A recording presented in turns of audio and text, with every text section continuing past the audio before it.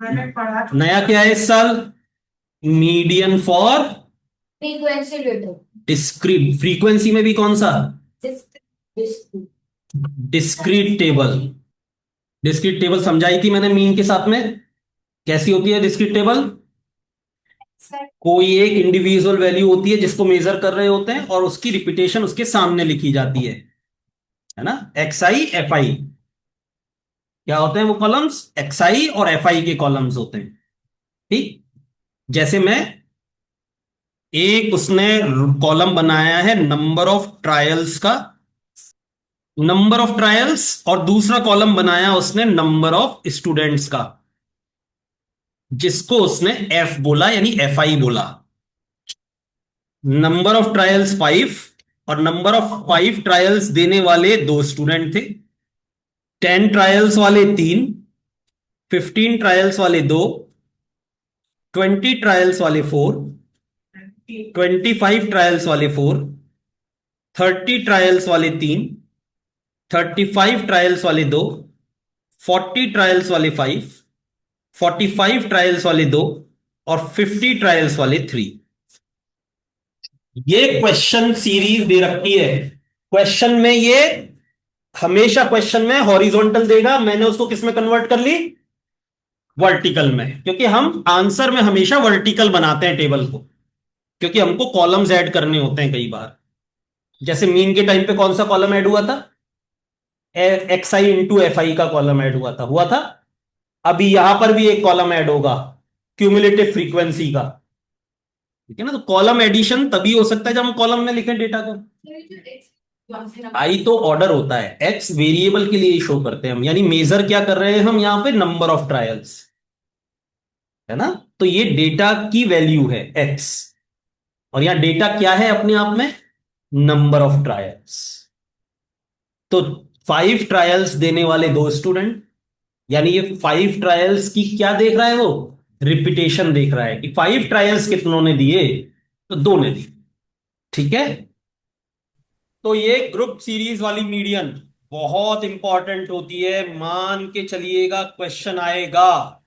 Group series की median का question आएगा। 3 स्टार दिए हैं मैंने। एकदम नई चीज है, अब तक नहीं पढ़ी आप लोगों ने प्रीवियस क्लासेस में। मीडियन की हिंट सेवंथ में भी आ जाती है, लेकिन ग्रुप नहीं आती है। एक बहुत इंपॉर्टेंट चीज यहां पर इंट्रोड्यूस होती है इस क्वेश्चन के साथ में, that is concept of cumulative frequency. क्या? Cumulative frequency. Cumulative frequency. Number of trials X. Cumulative frequency भी दो तरीके की होती है, मोर देन और लेस देन। पर डेली लाइफ में generally less than cumulative frequency काम आती है। अपनी बुक्स में भी सब में लेस देन क्यूमुलेटिव फ्रीक्वेंसी दे रखी है। लेस देन और इक्वल टू बोलते हैं इसको। ध्यान से समझना अब।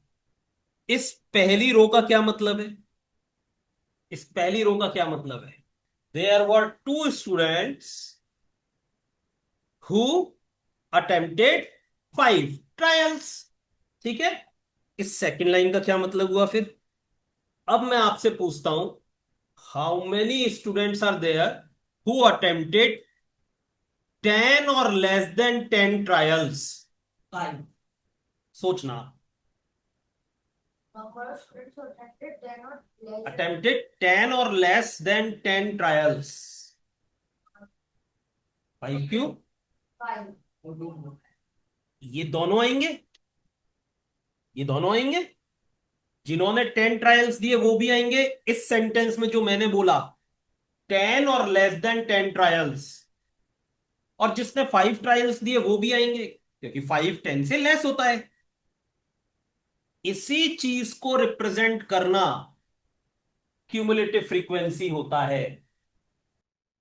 सर जैसे ये तो वही वाला है ना, रेंज वाला। नहीं नहीं नहीं बेटा, रेंज वाला। रेंज का इससे कोई लेना देना नहीं है। रेंज तो highest value minus lowest value होती है बस। रेंज तो इसकी 50 माइनस 5 40 हो जाए, 45 हो जाएगी। रेंज का इससे कोई रिलेशन नहीं है। ये क्यूमुलेटिव फ्रीक्वेंसी अलग ही कॉन्सेप्ट है। कैसे आता है? जैसे ये कॉलम नंबर ऑफ ट्रायल्स को रिप्रेजेंट कर रहा है, ये नंबर ऑफ स्टूडेंट्स को यानी फ्रीक्वेंसी को रिप्रेजेंट कर रहा है। ये तो ओरिजिनल कॉलम हो गए हमारे। अब दो नए कॉलम बनते हैं अगेन, वापस से नंबर ऑफ ट्रायल्स आएंगे, लेकिन उसमें 5 10 15 नहीं लिखा होगा, बल्कि क्या लिखा हुआ होगा, पूरा बनवा देता हूं एक बार दोबारा से ना, कोई नया बना नया बनाते हैं। जगह चाहिएगी, इधर दो कॉलम्स की जगह चाहिएगी। अब है ना, पर कॉलम छोटे छोटे बनाना, हेडिंग छोटी लगाना। अब ईमानदारी से यहां पर दो कॉलम्स बनने चाहिए थे। है। कॉलम हेडिंग वही रहेंगी जो अब भी है, अगेन नंबर ऑफ ट्रायल्स, लेकिन अब इसको एक्स नहीं बोलेंगे, और नंबर ऑफ स्टूडेंट्स, लेकिन अब इसको हम सी एफ बोलेंगे, क्यूमुलेटिव फ्रीक्वेंसी बोलेंगे। क्यों बोलेंगे? वो सारा राज छुपा हुआ है इस कॉलम में जो एंट्रीज डालने वाले हैं उसके। यहां पर हमको लिखना चाहिए नंबर ऑफ ट्रायल्स में 5 और less than 5। How many students are there जिनके ट्रायल्स 5 और लेस देन 5 थे? ये दो, क्योंकि लेस देन वाला तो कोई है नहीं, 5 वाले दो हैं। तो इस कैटेगरी में नंबर ऑफ स्टूडेंट्स कितने फॉल कर रहे हैं? 2। ठीक बात है।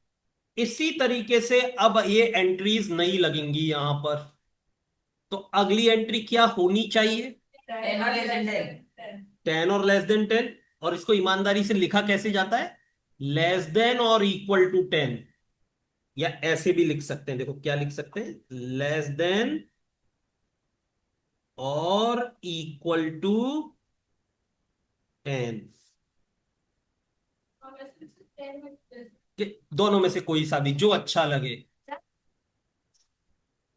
नहीं, वो साइन नहीं लगाते इसमें, ये वर्डिंग में ही आता है। अब सोच के देखो कितने स्टूडेंट्स ऐसे हैं जिनके ट्रायल्स 10 और लेस देन 10 है। ये दोनों ऐड हो जाएंगे अब, तो यहां पर आएगा 2 + 3 5। अब बिल्कुल इसी तरीके से इसी लॉजिक पर आगे बढ़ते जाओ। क्या होगा? अगला एंट्री क्या होगी? 15 और लेस देन 15। अब सोच के देखो कितने स्टूडेंट्स ऐसे हैं। अब 5 तो हमको पिछली बार तक ही मिल गया था, 2 + 3 + 2 की जगह हम ये नहीं लिख सकते 5 प्लस नेक्स्ट वाला 2?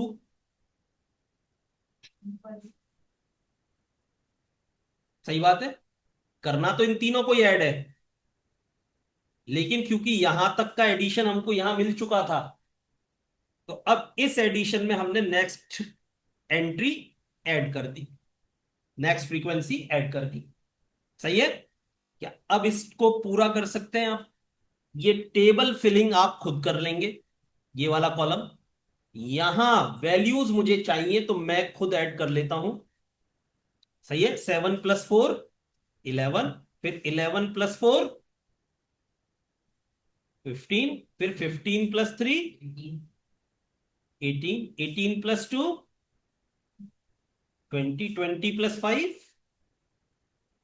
25 + 2 27 + 3 30।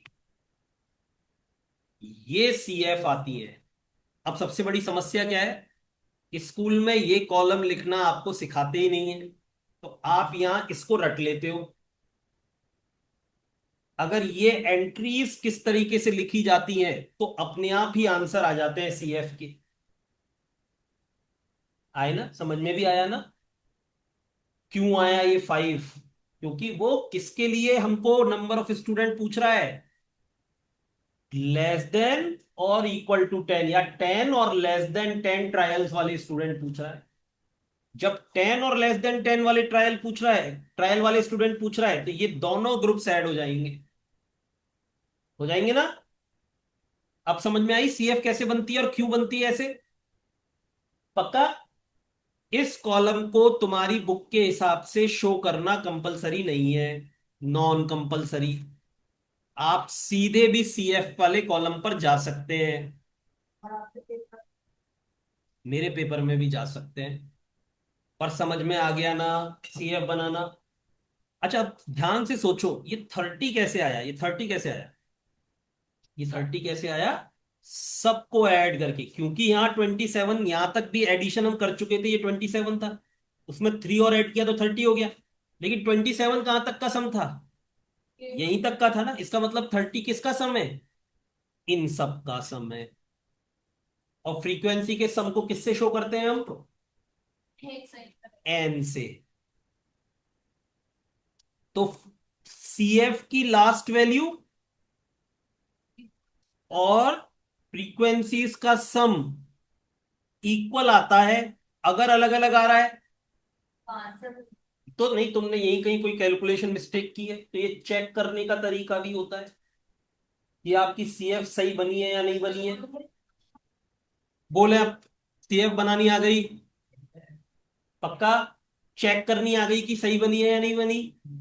सीएफ की लास्ट एंट्री और फ्रीक्वेंसीज का सम सेम आना चाहिए। सेम आया तो मतलब ये आपने जो एक क्रॉस एडिशंस करके सीएफ बनाई है, ये सही बन गई है। क्लियर? बढ़े आगे। और अब ये इवन आया या ऑड आया, ये चेक करेंगे। इवन आया या ऑड आया? ओए हल्ले।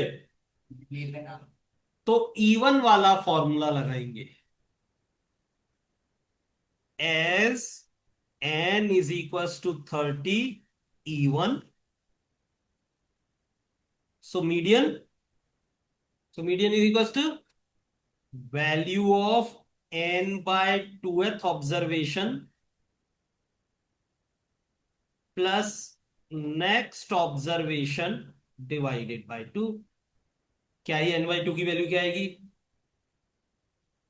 15। तो यहां मीडियन क्या होगी?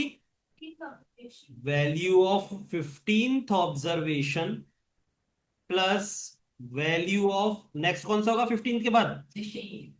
16th observation divided by 2। अब यहां पर ध्यान से सुनना, यहां पर इसने बेईमानी की है। बेईमानी क्या की है? बहुत कम क्वेश्चंस में ऐसा होता है कि ये जो छोटी वाली वैल्यू आती है ना, ये 15th, ये सीएफ में तुमको दिखे। ऐसा बहुत कम होता है, इसको बोलते हैं टर्मिनल वैल्यू। अब देखो सीएफ में क्या 15 आ रहा है? आ रहा है। इसका मतलब, ध्यान से सुनना, there are 15 students who attempted 25 और लेस देन 25 ट्रायल्स। सही बात है? हम्म। पर्टिकुलरली 15th स्टूडेंट ने कितना ट्रायल दिए? 15th स्टूडेंट ने, 15वें स्टूडेंट ने, भाई ऑर्डर से जमे हुए हैं ना ये, तो 15th स्टूडेंट ने कितने ट्रायल दिए? 25। और अब 16 कहां आएगा? दो स्टूडेंट ऐसे, फर्स्ट स्टूडेंट और सेकंड स्टूडेंट, जिन्होंने कितने ट्रायल्स दिए? 5। उसके बाद 3 स्टूडेंट जिनका ऑर्डर क्या है? थर्ड स्टूडेंट, फोर्थ स्टूडेंट और फिफ्थ स्टूडेंट। 3 स्टूडेंट ऐसे जिन्होंने कितने ट्रायल्स दिए? 10। सही है? उसके बाद नेक्स्ट 2 स्टूडेंट ऐसे जिन्होंने कितने ट्रायल्स दिए? 50। तो उनका ऑर्डर कौन सा होगा नेक्स्ट 2 का? सिक्स्थ स्टूडेंट और सेवंथ स्टूडेंट। क्लियर है ना? उसके बाद नेक्स्ट 4 स्टूडेंट कैसे थे, जिन्होंने कितने ट्रायल्स दिए? 20। तो इन 4 स्टूडेंट का ऑर्डर क्या हुआ सीरीज में? 8th, 9th, 10th और 11th स्टूडेंट। उसके बाद नेक्स्ट 4 जिन्होंने 25 ट्रायल्स दिए, उन नेक्स्ट 4 का ऑर्डर क्या होगा? 12th, 13th, 14th और 15th। हमें कौन सा चाहिए यहां पर फॉर्मूले के अकॉर्डिंग? 15th। तो 15th स्टूडेंट ने कितने ट्रायल दिए? 25 दिए। इसके बाद ये नेक्स्ट 3 हैं, इन्होंने कितने ट्रायल दिए? और इन तीन का ऑर्डर क्या होगा? इन तीन का ऑर्डर क्या होगा? इन इन दो का ऑर्डर हुआ फर्स्ट सेकंड, इसके बाद वाले तीन का हुआ थर्ड फोर्थ फिफ्थ, इसके बाद दो का हुआ सिक्स्थ और सेवंथ ऑर्डर, चार का क्या हुआ? एट्थ, नाइन्थ, टेंथ, इलेवेंथ, उसके बाद वाले चार का 12th, 13th, 14th, 15th। और इसके बाद ये तीन, इनका तीन का ऑर्डर क्या होगा? 16th, 17th, 18th। अब ध्यान से देखो क्या कह रहा है मीडियन का फॉर्मूला हमसे। क्या कह रहा है मीडियन का फॉर्मूला हमसे? हमको किन दो ऑब्जर्वेशंस की वैल्यू चाहिए? 15th और 16th। अब इसके अकॉर्डिंग देखो 15th और 16th ऑब्जर्वेशन की वैल्यू कहां आई? 15th ऑब्जर्वेशन की वैल्यू आई 25 और 16th ऑब्जर्वेशन की वैल्यू 30 आई।